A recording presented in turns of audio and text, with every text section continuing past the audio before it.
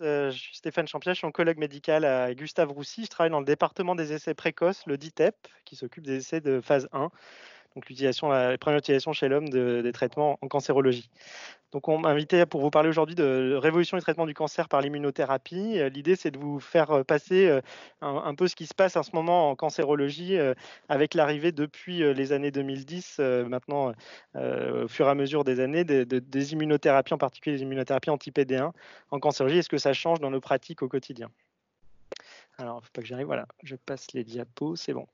Et en fait, pour commencer, je vais vraiment vous montrer ce que ça change en termes de visualisation, de compréhension de ce qu'est le cancer. Un cancérologue, jusqu'à maintenant, sa façon de voir les choses, c'était chez un patient, de voir une tumeur qui grossissait chez le patient. Et c'est vrai qu'avec l'arrivée des immunothérapies anti-checkpoint, les anti-PD1, PD-L1 dont on va parler, finalement, pour le cancérologue, alors c'est peut-être évident pour les immunologistes, mais pour le cancérologue maintenant, c'est le fait que finalement, ce n'est pas forcément un problème de cellules tumorales qui grossit au sein d'un organisme, mais c'est plutôt comment l'organisme, l'hôte, et en particulier le système immunitaire, laisse ces cellules tumorales progresser et potentiellement prendre le contrôle de la vie des patients. Et ça, vraiment, c'est important puisque jusqu'à maintenant, les cancérologues s'étaient focalisés sur la tumeur en elle-même. On fait un diagnostic de cellules tumorales qui permet d'orienter le traitement. Vous avez un cancer du sein, c'est tel type de chimiothérapie. Vous avez un cancer du poumon, c'est tel type de chimiothérapie. On a poussé ces dernières années à parler de médecine personnalisée en regardant les gènes de la tumeur pour orienter vers des thérapies ciblées qui bloquaient des voies spécifiques du cancer. Et finalement, on en a oublié de regarder comment réagissait l'hôte, c'est-à-dire le patient lui-même, son propre système immunitaire, face à ces cellules cancéreuses. Et donc, on parle de médecine personnalisée alors qu'on regarde le cancer, mais maintenant, la médecine personnalisée, ça sera peut-être de regarder ce qui se passe, comment l'organisme, comment le système immunitaire réagit à ces cellules cancéreuses.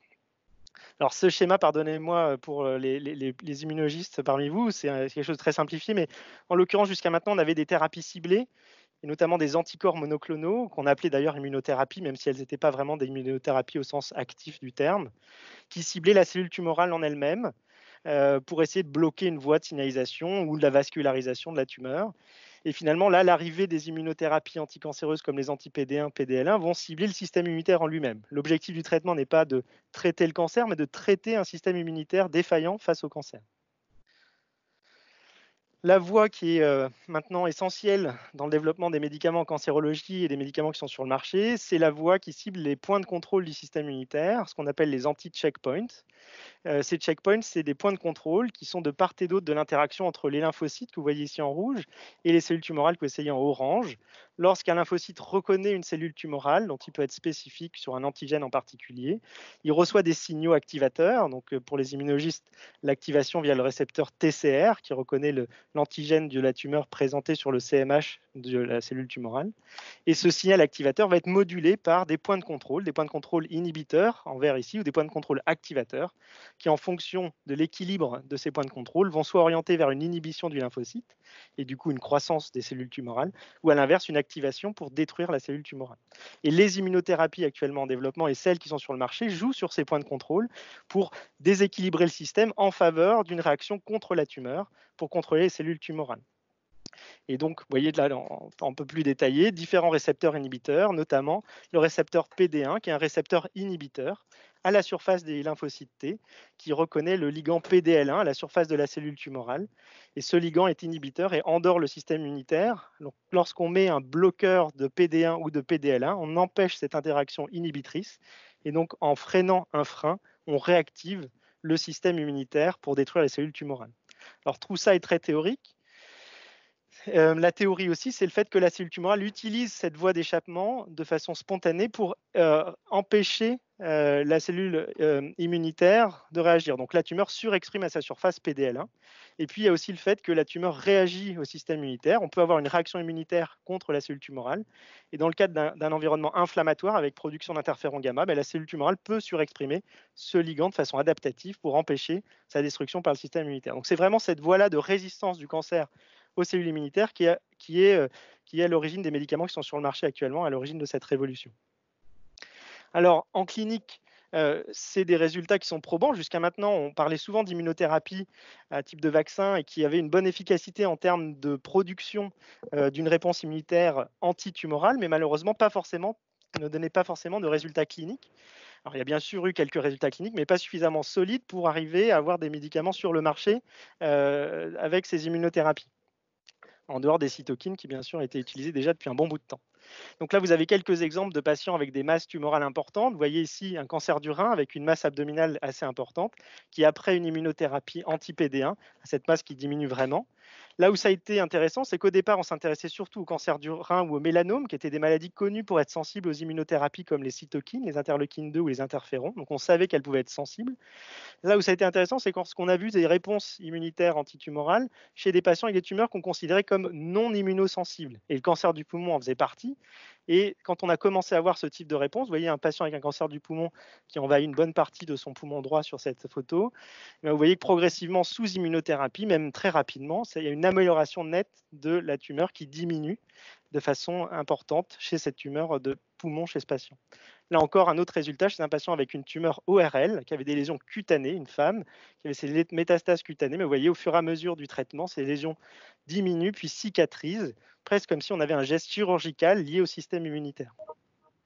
Ça peut même parfois être très impressionnant. Vous voyez ici, c'est un patient qui a un mélanome métastatique, il y a une masse sous le sein gauche. Vous voyez au scanner, cette masse qui est quand même impressionnante.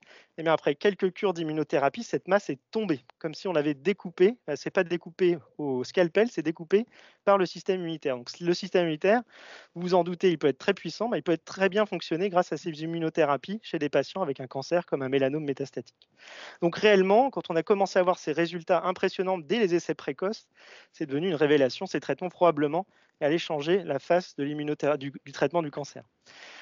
Là où c'est intéressant avec l'immunothérapie, c'est le spectre d'activité. C'est les types de tumeurs qui peuvent répondre à une immunothérapie anti-PD1, PDL1. Vous avez ici différents types de cancers, le mélanome, le cancer du rein, le cancer du poumon, la vessie, ORL, gastrique, Hodgkin, etc. Tout un tas de maladies cancéreuses pour lesquelles on sait que certains patients vont répondre à l'immunothérapie anti-PD1, PDL1. Alors, ce n'est pas forcément la majorité, mais ça montre que ce que je vous ai montré tout au début, que la maladie cancéreuse peut être une maladie avant tout du système immunitaire et pas forcément un problème de cellules cancéreuses en elles-mêmes. Un même médicament va marcher pour différents cancers parce qu'elle va cibler un même problème de maladie immunitaire, de résistance au système immunitaire. L'autre chose qui est essentielle par rapport à ces traitements, c'est la durabilité des réponses. Lorsqu'un patient est traité par immunothérapie, et qu'il répond, c'est-à-dire quand sa maladie diminue. Là, vous voyez, c'est des courbes où on voit pour chaque ligne, c'est un patient dont la maladie diminue quand ça va vers le bas ou augmente quand elle va vers le haut. Chez des patients pour la maladie diminue, souvent elle diminue de façon prolongée, c'est-à-dire durable, plusieurs mois, voire plusieurs années. Et effectivement, ça c'est quelque chose qu'on n'avait pas forcément l'habitude de voir avec des traitements comme la chimiothérapie, où souvent, au bout de quelques mois, on avait un phénomène de résistance et une maladie qui reprogressait à nouveau. Vous voyez là, c'est un patient qui est traité pour un cancer du poumon avec une métastase hépatique. Elle diminue 2 ans après l'immunothérapie et 2 ans après l'arrêt de l'immunothérapie, c'est-à-dire 4 ans après. Donc vraiment des réponses très prolongées qui peuvent être observées avec ces traitements. Une fois que le système immunitaire fait son travail, il maintient son efficacité avec, voire sans le traitement d'immunothérapie anti-PD1. Donc ces bénéfices de diminution de la maladie prolongée se sont traduits par des améliorations des survies dans les études. Quand on comparait immunothérapie versus chimiothérapie dans le mélanome ou dans le poumon, vous voyez qu'il y a des survies qui sont bien meilleures avec l'immunothérapie. Et donc fondamentalement, ça a entraîné des mises sur le marché, puisqu'à partir du moment où on avait une efficacité meilleure que le traitement de référence, ces médicaments sont devenus une référence eux-mêmes. Ce qui est recherché avec l'immunothérapie, c'est des patients qui vont être potentiellement longs survivants ou peut-être guéris par l'immunothérapie. Les tumeurs pour lesquelles on a le plus de recul, c'est les mélanomes métastatiques. Le mélanome métastatique a d'abord été traité par des anti-CTLA4. C'est un des premiers checkpoints qui a été développé en termes thérapeutiques. Et vous voyez que passé 3 ans, c'est des patients, quand ils sont en vie, sont toujours en vie pour plusieurs mois, voire potentiellement plusieurs années. Et on commence à oser de parler de guérison dans des maladies métastatiques qui jusqu'à maintenant étaient des maladies où les patients étaient condamnés dans un délai d'environ quelques années maximum. Et donc le fait d'avoir des patients longs répondeurs ou potentiellement guéris nous fait dire que l'immunothérapie peut être un traitement qui changerait la donne, et en tout cas change la donne pour certains cancers comme le mélanome, et qui ouvre vraiment la porte au développement des immunothérapies en cancérologie, ce qui avait été pas mal freiné avec les résultats décevants des vaccins dans les thérapeutiques anticancéreuses jusque-là. Pour vous montrer un peu le boom que ça a fait en termes de développement. La première fois que l'ipilimumab, c'est-à-dire le premier anti-checkpoint, a été approuvé en 2011 en Europe. Et vous voyez qu'à partir de 2015, de nombreuses mises sur le marché ont eu lieu pour différents types de cancers, non seulement le mélanome, le cancer du rein, le cancer du poumon, le cancer oral, le cancer urothélial. Et vous voyez qu'à partir de 2015, où il y a eu cette accélération importante en termes de résultats, là, c'est un schéma qui est moins impressionnant que mon graphe, mais qui est plus d'actualité. Vous voyez, en 2017, il y a d'autres indications. Donc, vous voyez à gauche, c'est les années de mise sur le marché aux États-Unis. En haut, c'est les AM, c'est les types histologiques, les cancers pour lesquels c'est approuvé. Donc, vous voyez, au fur et à mesure, beaucoup de cancers ont eu des mises sur le marché de ces médicaments et une accélération encore plus importante ces dernières années, puisque vous voyez en 2018, 2019, 2020, encore d'autres indications. Donc vous voyez que le spectre d'activité, c'est-à-dire le nombre de cancers qui peuvent être concernés par le bénéfice de ces immunothérapies, est de plus en plus nombreux au fur et à mesure des mois qui passent d'ailleurs, puisqu'il y a d'autres AMM qui sont tombés encore ces derniers jours. Ça change vraiment la phase du développement d'utilisation des immunothérapies. Alors, c'est un schéma un peu complexe, mais quand on développe un médicament, on passe d'habitude par la phase 1, évaluation de toxicité, et par la phase 2, taux de réponse, et la phase 3, bénéfice par rapport au traitement de référence. Une des petites particularités qu'on a avec l'immunothérapie, c'est que par rapport à la tolérance, c'est des médicaments pour lesquels on n'a pas forcément d'effet dose. En fait, il y a un seuil. À partir du moment où le médicament commence à marcher, il y a tout de suite une fréquence de toxicité qui est similaire, quelle que soit la dose qu'on va mettre derrière, alors qu'habituellement, avec les chimiothérapies, on essayait de pousser la dose la plus haute possible, celle qui reste tolérable pour avoir la plus d'efficacité. Donc le modèle de développement des médicaments qui était basé sur la toxicité n'est pas vraiment valable avec l'immunothérapie actuellement. Et par ailleurs, jusqu'à maintenant, on regardait des doses de concentration de médicaments dans le sang. Et malheureusement, avec l'immunothérapie, ce qui importe, c'est ce qui se passe vraiment, pas seulement dans le sang, mais aussi dans la tumeur. Et donc, on a moins de facile d'accès à l'information et en dehors des biopsies tumorales réalisées chez les patients sous traitement. Donc, c'est plus compliqué de se faire une idée de l'activité réelle du médicament au-delà des réponses cliniques des immunothérapies. Et vous voyez que c'est des médicaments qui, du fait des résultats impressionnants dès les essais précoces, ont raccourci la durée de développement des médicaments. Certains anti-PD1 n'ont mis que 5 ans à arriver sur le marché entre la phase 1 et la phase 3. Donc l'objectif actuel, c'est d'essayer d'améliorer ce taux de non-répondeurs, de patients qui vont probablement être au moins contrôlés de façon durable, voire guéris si on croit vraiment aux bénéfices à long terme. Et malheureusement, il y a des patients qui vont d'emblée progresser. Donc vous voyez, ça c'est des courbes en rouge, des patients qui résistent d'emblée, ce qu'on appelle la résistance primaire, et des patients qui vont répondre dans un premier temps, en bleu, puis progresser dans un deuxième temps, ce qu'on appelle la résistance secondaire. Et comme vous le voyez, malgré un spectre d'activité extrêmement large, vous voyez sur ces courbes en bleu le taux de réponse, c'est-à-dire le nombre de patients pour lesquels la maladie diminue. Vous voyez qu'en grande majorité, c'est environ 10 à 15% des patients qui vont avoir un bénéfice de l'immunothérapie. Il y a les grands gagnants, la maladie de Hodgkin, le carcinome épidermoïde cutané, le mélanome. Il y a à peu près 40 à plus de pourcentage de patients qui vont répondre. Et puis, il y a des tumeurs qui, en règle générale, répondent autour de 10-15%. Et puis, il y a ceux que vous ne voyez pas sur ce graphique, mais qui sont les grands perdants et qui sont pourtant des tumeurs très fréquentes. Le cancer du sein, récepteur hormonopositif, le cancer du côlon non émissif, c'est des tumeurs qui sont malgré tout très fréquentes, le cancer de la prostate également, et qui malheureusement ne répondent pas bien aux anti-PD1, anti-PDL1 qui sont actuellement sur le marché. Donc, tout le challenge actuel, c'est essayer de faire répondre ces tumeurs qui ne répondaient pas jusqu'à maintenant. En termes de réponse, habituellement en cancérologie, on voit une maladie qui diminue et ça traduit une réponse. Et ce qu'on a vu parfois, vous voyez le cas ici d'une patiente mélanome traitée par anti-PD1, une immunothérapie actuellement sur le marché, qui avait un ganglion au niveau du creux inguinal et une masse tumorale au niveau du foie, qui est traitée par immunothérapie. Très nettement, vous regardez ces images et vous dites la patiente progresse. Et en fait, au fur et à mesure du temps et du traitement, la maladie va diminuer, voire tomber, comme le patient précédent, avec une maladie qui répond à ce qu'on appelle, c'est un profil de réponse atypique qu'on appelle la pseudoprogression, qui jusque-là n'était pas vraiment observé en cancérologie et pour lequel habituellement on arrête le traitement lorsque le patient progresse. Donc ces profils de réponse atypiques, ils sont parfois observés avec l'immunothérapie et ça change aussi notre façon d'évaluer les patients. Au lieu de dire, ben voilà, ils progressent, on arrête le traitement, parfois ils progressent et on continue quand même l'immunothérapie parce qu'on a parfois ces phénomènes de pseudoprogression. Là où c'est plus compliqué, c'est qu'on a également des patients qui peuvent répondre sur certaines lésions et progresser sur d'autres, ce qu'on appelle les réponses dissociées ou progressions dissociées. Et ça, actuellement, c'est un vrai problème puisqu'on ne sait pas très bien comment mieux les gérer par rapport à des patients qui répondent d'emblée. Et puis, on a même des phénomènes un peu paradoxaux où, effectivement, quand on traite un patient, vous voyez un patient qui a un cancer de la vessie avec des toutes petites métastases hépatiques avant de débuter le traitement, qui progresse très lentement. Et quelques semaines après l'injection de l'immunothérapie, il y a une progression massive des tumeurs au niveau du foie, comme vous pouvez voir sur ce scanner. Et effectivement, ce phénomène-là qu'on a appelé l'hyperprogression suggèrent que l'immunothérapie pourrait avoir un rôle délétère chez certains patients. Alors l'immunothérapie, c'est un mot large, hein, c'est en tout cas là pour ce cas-là, un patient traité par anti-PD1 ou anti-PDL1. Donc vraiment, ça bouleverse un peu notre mécanisme d'évaluation des réponses tumorales ou des progressions tumorales. Donc actuellement, ces premiers résultats et ces mises sur le marché bouleversent complètement le développement des immunothérapies. Et l'objectif est d'essayer d'avoir plus de répondeurs, d'améliorer le nombre de patients qui vont répondre à l'immunothérapie. Une des stratégies essentielles, c'est de combiner ces immunothérapies, soit avec d'autres immunothérapies comme les anti-CTLA4, soit avec de la chimiothérapie ou de la radiothérapie ou d'autres thérapeutiques comme vous voyez ici.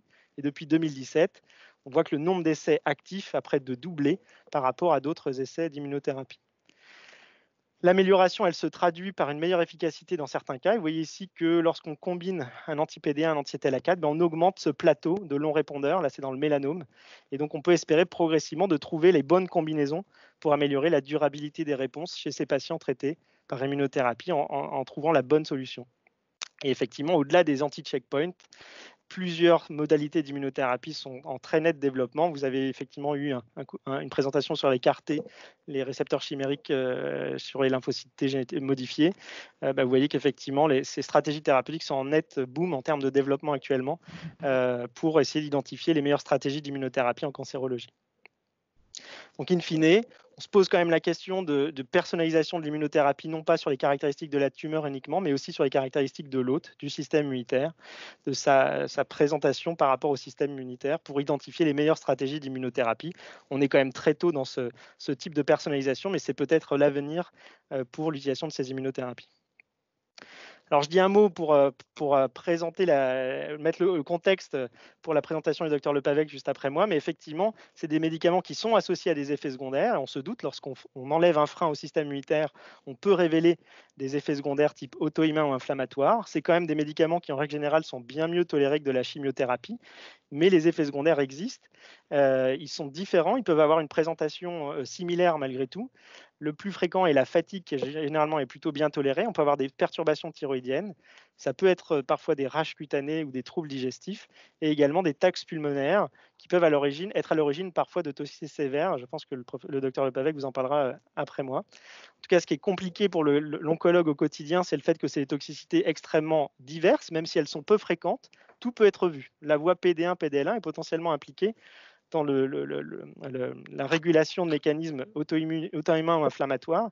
Et effectivement, on peut parfois avoir des toxicités beaucoup plus rares pour lesquelles l'oncologue n'est pas vraiment un grand spécialiste et a des difficultés pour les diagnostiquer ou les prendre en charge. Et ça, c'est un vrai challenge pour nous au quotidien de comprendre et de bien prendre en charge ces nouvelles toxicités. Et donc finalement, la problématique pour nous au quotidien, ce n'est pas forcément la fréquence des toxicités, mais l'extrême diversité. Quand vous traitez 100 patients, vous en allez avoir un qui va vous faire une inflammation des muscles, un autre qui va vous faire une inflammation du poumon, un troisième qui va vous faire une toxicité cardiaque. Et ça, au quotidien, ce n'est pas forcément facile à détecter rapidement et à prendre en charge rapidement. L'autre chose qui est difficile avec les toxicités, c'est qu'elles peuvent être décalées dans le temps. Et donc, elles ne surviennent pas dès le début, elles peuvent survenir très à distance du début du traitement, parfois même à l'arrêt du médicament. Et ça, c'est quelque chose qu'on doit garder en tête. Souvent, les patients vont très bien, et puis un jour, ils nous font un effet secondaire, on ne sait pas pourquoi, et ça peut être parfois très grave. Et ça, clairement, c'est quelque chose qui n'est pas très habituel pour nous. Normalement, les toxicités avec les chimiothérapies, elles surviennent très précocement. En tout cas, dans les premiers mois, on est très au fait dès le début, alors que là, on est obligé d'être attentif tout au long du traitement. Quand on combine ces immunothérapies entre elles pour améliorer l'efficacité, elles augmentent ces fréquences de toxicité potentiellement graves. Et donc là aussi, du coup, à ce moment-là, ça devient un peu plus un problème au quotidien pour gérer ces patients. Mais tout ça dans une optique d'avoir une meilleure efficacité des traitements.